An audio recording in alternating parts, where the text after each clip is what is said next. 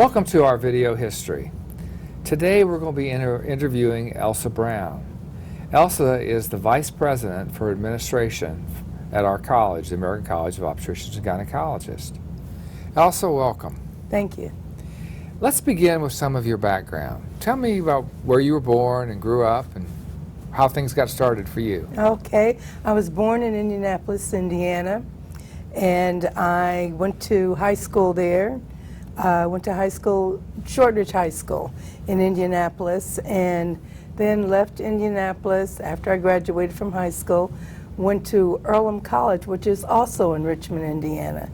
And so from Indiana, after I finished undergraduate school, I wasn't quite sure what I wanted to do, and I heard about this program at Catholic University where you could earn your master's degree in 1 year and teach. So I thought, oh, that sounds like a great idea. And Catholic University is in Washington, D.C., and so I moved to Washington, D.C., and went to Catholic University to work on my master's degree in education. Part of this program was you promised to teach in Washington, D.C. for 2 or 3 years after you got your master's degree, which I did. So that's how I got started in Washington. Well, you know, that's special for me because I grew up in Indiana, too. Right. In a town not too far from Indianapolis and also not too far from Richmond. So Right. it's good to have this common Hoosier roots here. And as you know, several of us from the college have Hoosier roots, so it is nice. It is very nice. So you came then to Washington to get your master's at Catholic University. Right. I suspect that may be where you met your husband. Well, actually, no. I started teaching because that was the promise. I was going to teach for 3 years, at least 3 years. And that's where I met my husband. And he was a teacher also at the elementary school. So for me, I always say the best thing about teaching was I met my husband. It's not the teaching so much, but I met my husband. So I taught for 3 years and decided that it wasn't what I wanted to do. And so I interviewed for a position with the Guttmacher Institute as an editorial assistant. And I got that position, and that introduced me to other kinds of areas in Washington, D.C. to work. So I went to the Guttmacher Institute for several years. Then I also was a management consultant for a few years. And that led me to the college. There was an ad in the paper for an administrator to the executive board. And it sounded like the skill set for this administrator were the things that I thought I could do well: organization, right, administrative skills. And I applied and interviewed with Dr. Warren Pierce, and I got the job. Well, and it has been just wonderful for the college ever since. It's interesting that you started your career with Guttmacher because they do a lot of women's reproductive health research. So right. Did you find that really interesting? It was an interesting coincidence. I had association management, which is what we do in the administrative area for the college. I had never thought about that as an area that I would be interested in. And once I started working at ACOG, that worked well for me, and my background with the Guttmacher Institute was another plus. So all things kind of melded together, and it made the working at the college a perfect start for me and a perfect career. And I've been there since 1984, almost 40 years. Well, that was going to be my next question, Right. when that transition occurred, because the college had moved from Chicago to Washington in 1981, I Right. believe. And so we didn't move into our current building until 1987-88. Correct. So you started when we were still in our rental space in Washington. Over at Gallery Place, right. So when you started there, what was the job description that you had to help with the executive board? Well, when I first started working with the executive board, that was my only function, to help plan board meetings, to handle things connected with the annual meeting, connected to the executive board, to do minutes for the executive board. So my main tasks were all related to the executive board.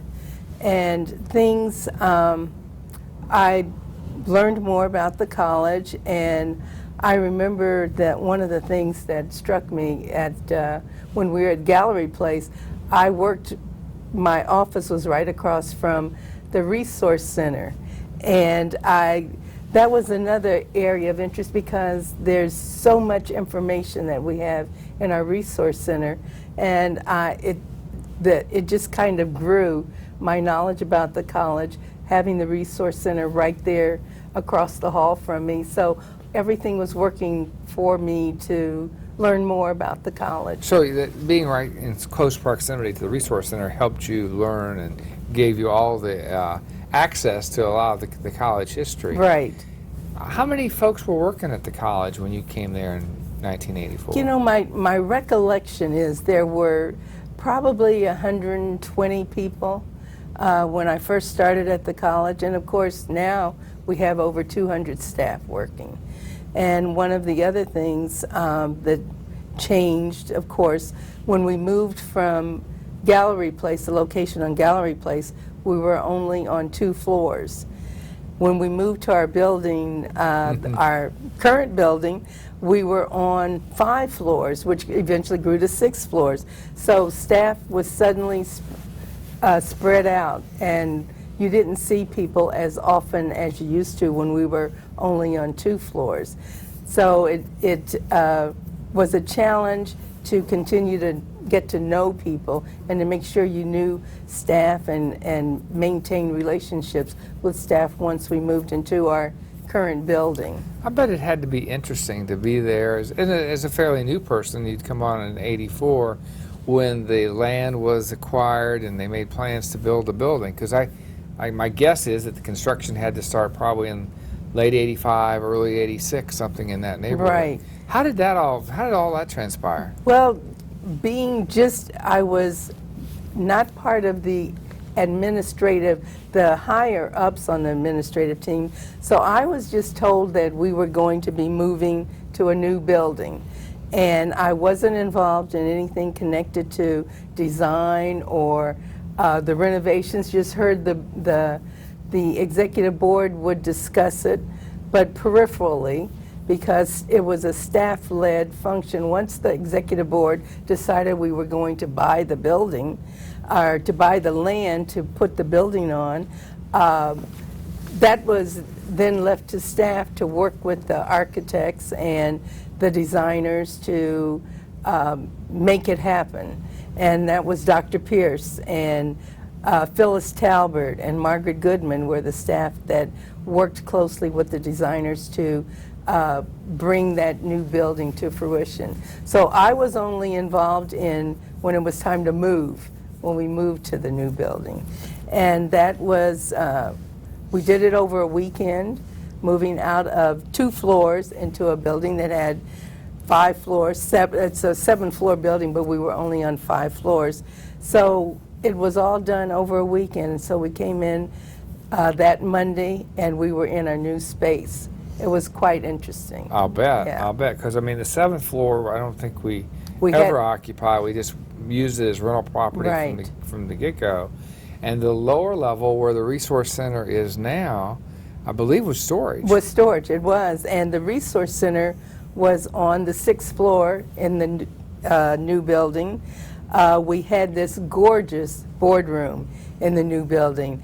And as you know, the shape of the boardroom, the board table, as large as it is, we moved to a building that had much more space for the executive board. It had much more space for staff, more space for meetings. So it was great moving to that new space. Especially in the boardroom with the table that everybody knows looks Shaped like like a uterus. Right. And whether that was intentional or serendipitous, we may never and truly know. Right. Well, let me ask then, when did your responsibilities at the college start to evolve? 1998, Dr. Hale said to me that, well, I guess it was early 1997, he told me to, you know, he had some plans for me. He really thought he had a goal that he wanted to achieve. And he said, I want you to hang around because I have some good ideas that I'm going to bring to the executive board, and I want you to be involved in them. So at one of the board meetings, early 1998, Dr. Hale presented to the executive board the idea that he wanted to promote me to Vice President of Administration. Well, it was Director of Administration at that time. And I was really taken by surprise because I was not expecting that. And so Dr. Hale went to the executive board, told them what his plans were for me, and I was promoted to a Director of Administration in 1998. As you know, the directors eventually became vice presidents. Correct. Soon thereafter. So, and at that time, my role there changed. I got more involved with the Resource Center, and that's interesting when I think about, in 1998, I started managing the Resource Center and the Electronic Resources Department and our IT department, also the Building Facilities Department, all those departments that provide services to staff and to the members of the college. They were part of the administration, and that's when I started handling those things. So it's interesting to me because as much as I know about the college, every time I do one of these interviews or talk to people, it seems like I learn some new things. Right. So you went from really being the administrative executive assistant for the executive board. Right. When you became the director of the administration division, Right. you picked up the building, all the facilities management, all the information technology. You picked up the resource center. Right. All those but things. still, keeping the executive board, that's one thing that the executive board has always been part of my involvement with ACOG. And that has led me to be involved with presidents and officers since I started at the college. So I have been working with the leaders of the college since I started, and that's been an experience. Well, we're going to get to that in just a minute. Okay. Because and I'm sure that there have been some wonderful experiences there. Who was taking care of all those other areas, the facilities, the IT, the resource center before you assumed it? Some of those areas were handled by other directors at that time.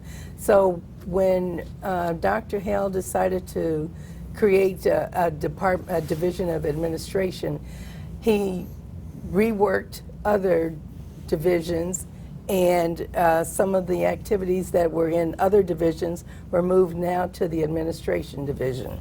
There had been a division of operations, and that's where IT was, and there had been a program management division, and that's where the electronic resources were. And so he kind of put them all together in the administrative area. And you know, one of the things I think about with being with the executive board for all these years, thinking about how the executive board has changed. When I first started in 1984, there were only 17 people on the executive board. And as you know now, we have 31 people on the executive board. So I have seen the executive board grow. I've seen the executive board, the makeup of the executive board change from when I first started. And that's part of what we've been discussing at this meeting, the whole idea about how our leadership is changing and is going to continue to change. And that's what I've noticed with regard to the executive board. Tell me, you must, through those many years, almost 40 years now, Right. you must have had some really wonderful highlights of working with the executive board. So what was the most exciting event where you were working with the oversight of the executive board? You know, I think When I think about the most exciting thing, it's sort of happening now, what we're doing with the building renovation.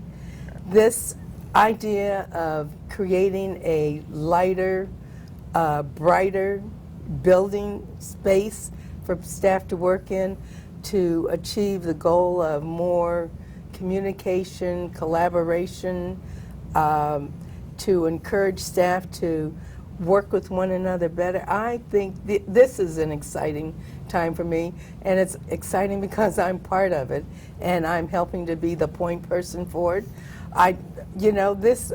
When I think about my years at the college, I think this has been the most exciting time right now. Well, that's exciting for me to hear. And it was just obvious to me that the person who should be the point person for this renovation would be you, with your years of experience, your knowledge of all the staff, your knowledge of all the buildings. So I'm honored that you were willing to do that, and I know you're doing a great job with it.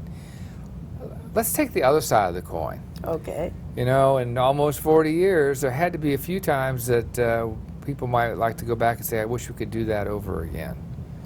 Any of those not so fun experiences resonate? Trying to think of times that, I think I put those times out of my head because, working at the college for me has been and is a great experience. The fact that we have so many staff who stay on for so long, like we've talked about, there's a person here who's going to be celebrating 40 years at the college. I think that it says a lot about the people that we hire. It says a lot about our mission. The other thing that says a lot about the college is people who leave and want to come back because they realize what a great place it is to work. I think for me, it's the idea that we're doing something for women's health care, that we are making a difference for women and for the people that love them. I think those are the highlights for me, and that's why it's a great place to work. If you could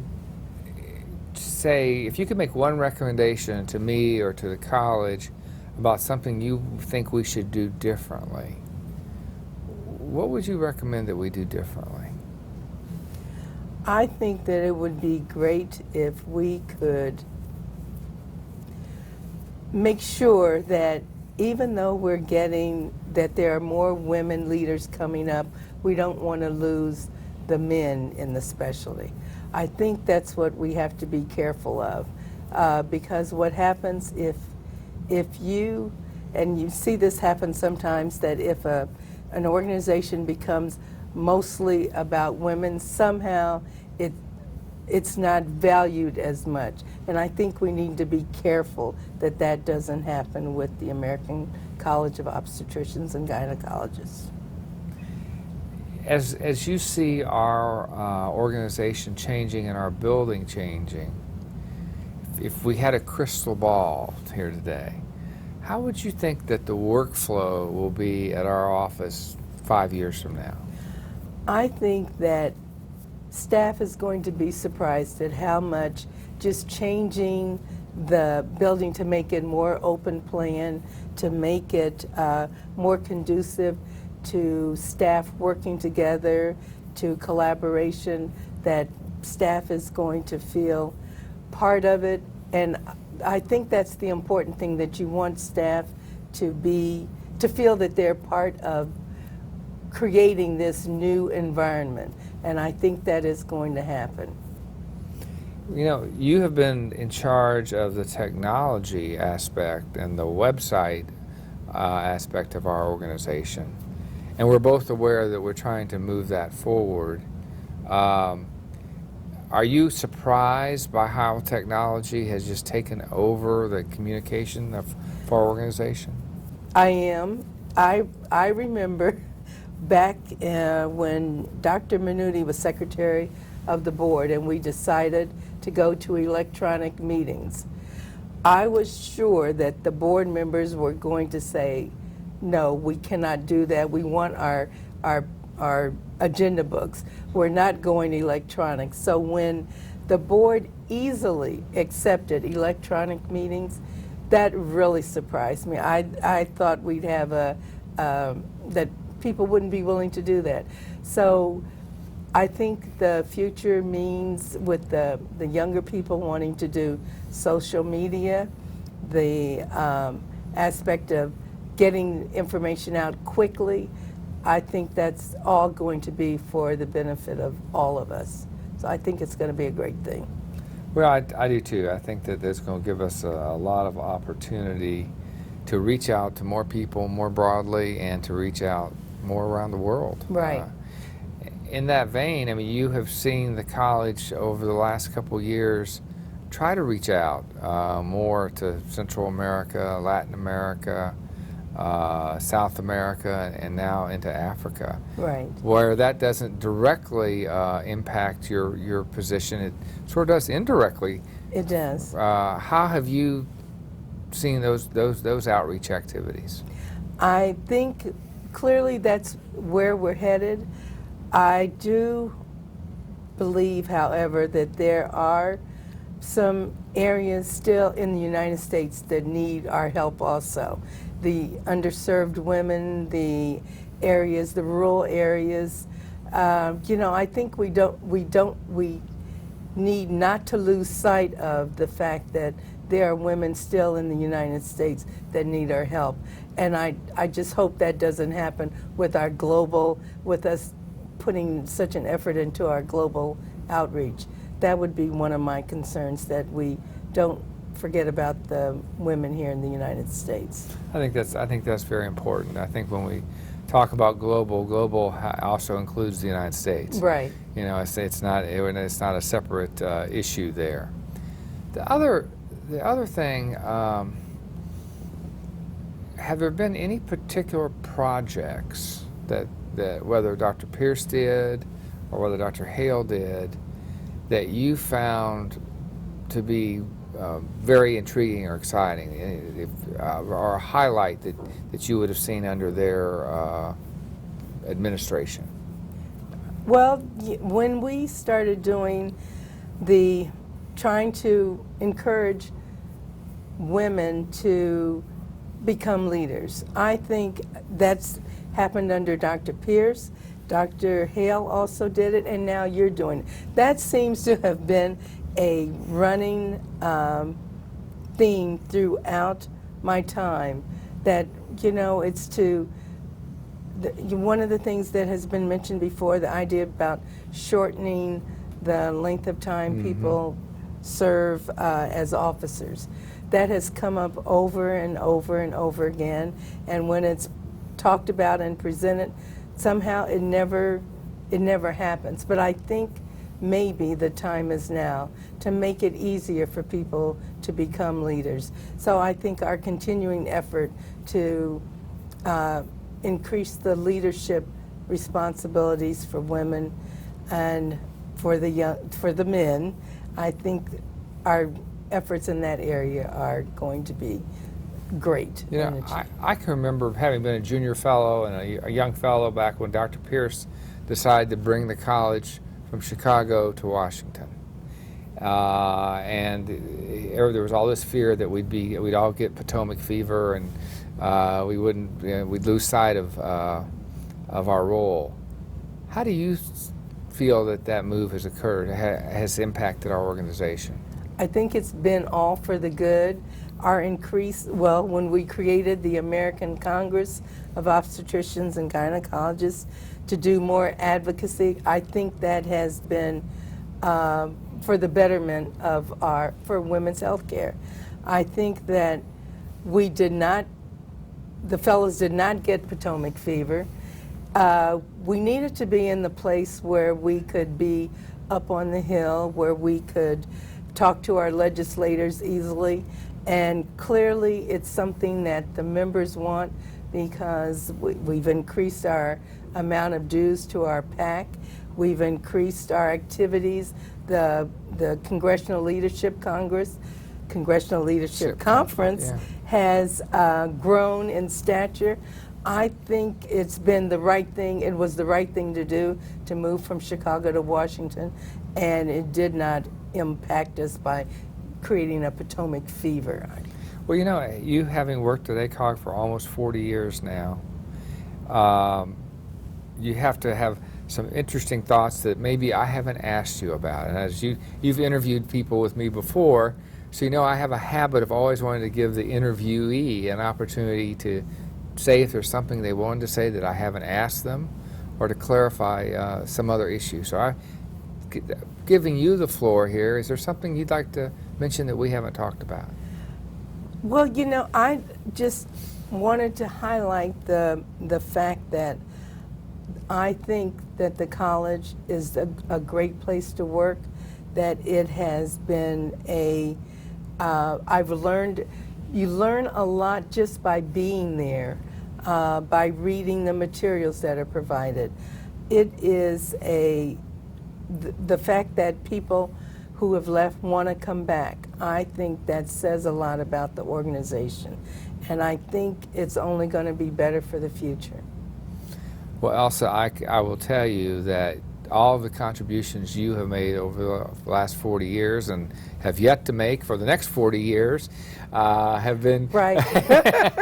have been highly valued by the board, by the other employees, by the other staff, the vice presidential staff. I mean, you have been an integral component to ACOG, and we really appreciate that. I appreciate it. And it's been a great opportunity today to be able to talk with you and to interview you and to thank you for all those contributions. Thank you very much. Sorry. I've enjoyed it immensely. And thank you.